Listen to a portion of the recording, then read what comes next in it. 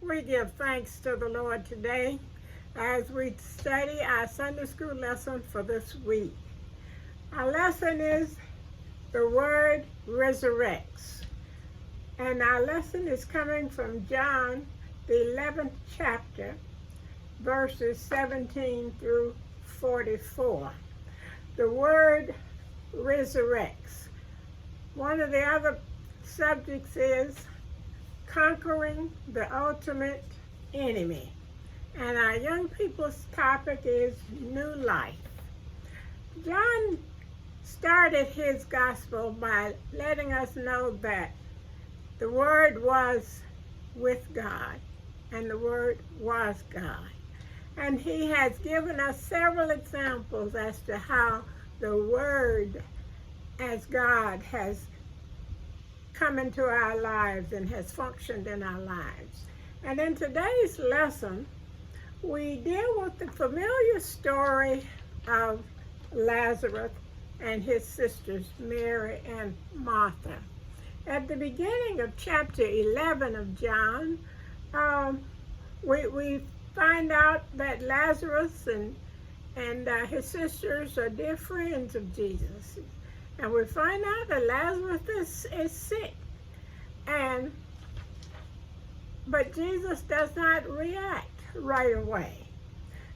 He goes on for a while, and then we see our lesson starts with verse 17, that when Jesus came, he found that he had lain in the grave 4 days already.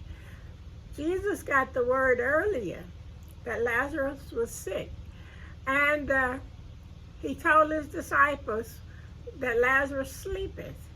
And they said, well, if he's sleeping, he's doing all right. But they did not know the extent of what was going on. But Jesus knew. But he stayed in the city for about 2 days before he made his way to Lazarus's home. So that's why in verse 17 it says, when Jesus came, he found that he had lain in the grave 4 days already. Now this is significant because Jesus has raised people from the dead before, but nobody for 4 days. So there was no doubt that Lazarus was dead. And now Bethany was nigh unto Jerusalem, about 15 furlongs off.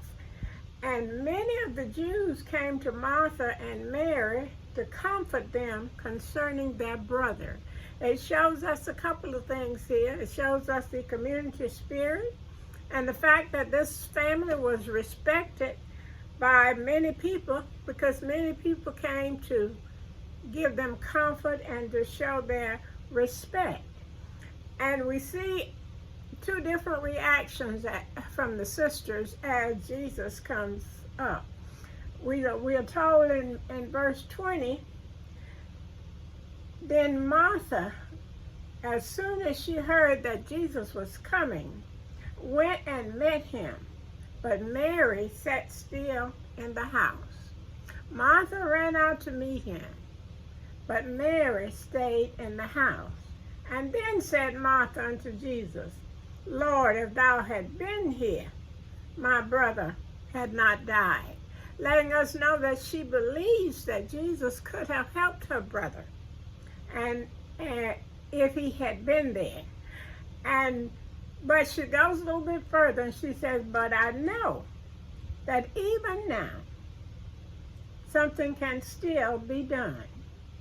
Even now you can do whatever needs to be done. And that shows her faith, that she believes that Jesus could have saved her brother, and now she believes that there is still something that he can do. And Jesus said unto her, thy brother shall rise again. And she said, oh, I know he will in the last day. And Jesus says yes, but he's not talking about the last day. And he takes us to verse 25, which is the most significant verse of our religion. Jesus said unto her, I am the resurrection and the life. He that believeth in me, though he were dead, yet shall he live. And whosoever liveth and believeth in me shall never die. And he added, believest thou this? He lets Martha know that he is the resurrection. As long as he's there, he's able to do anything but fail. And all we have to do is believe. He tells us that he that believeth shall he live again. And he says, believeth thou this? And that is the same question he asks us today. Do we believe?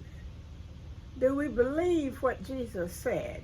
Do we believe what he can do and what he will do? And she said unto him, Yea, Lord, I believe that thou art the Christ, the Son of God, which should come into the world. And that is what we have to believe, that Jesus is the Son of God, that he came into the world, he gave his life that we might be able to live eternally. And then Jesus, therefore, again, groaning in himself, coming to the grave. It was a cave, and a stone lay upon it.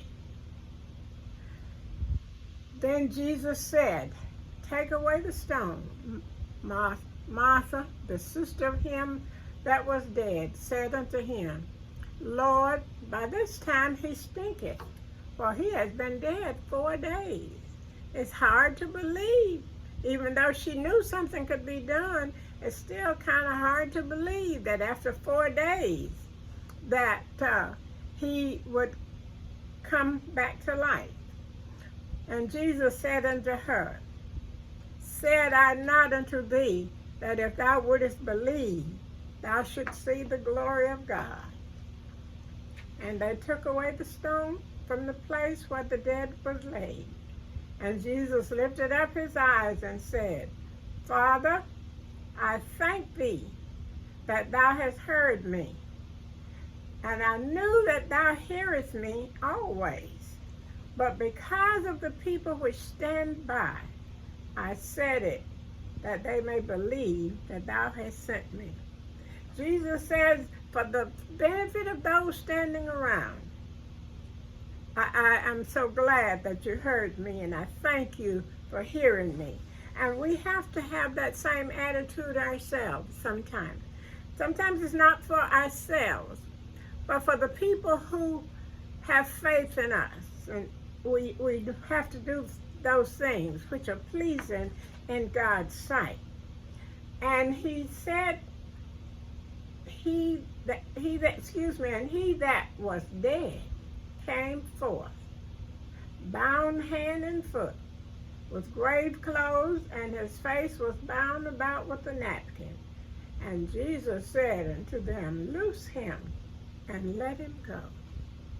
The dead man came out of the grave after 4 days, all bound in his grave clothes.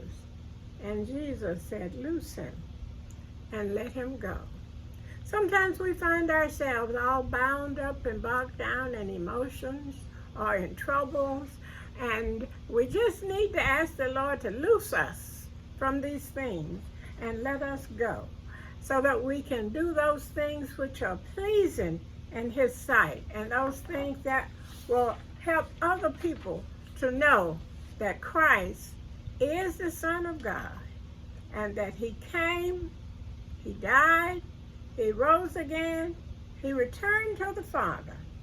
But at the same time, he's holding the door open for those of us who accept him and who believe on him. So as we go forth, we have to make sure that our intentions are pure, and that we read our scriptures and we follow the instructions that the Lord has left for us to the very best of our ability. And that sometimes life gets in our way, but we have to make sure that we take the Lord with us wherever we go, and that we would look to Him. Now, God has His own time. He got there when it was time for Him to get there. So He has His own time, and we can't hurry God. We just have to wait. We have to trust Him and give Him time, no matter how long it takes. He's a God that we can't hurry, but He'll be there. We don't have to worry. He might not come when we want Him, but He's always on time. May God bless you and keep you, is my prayer.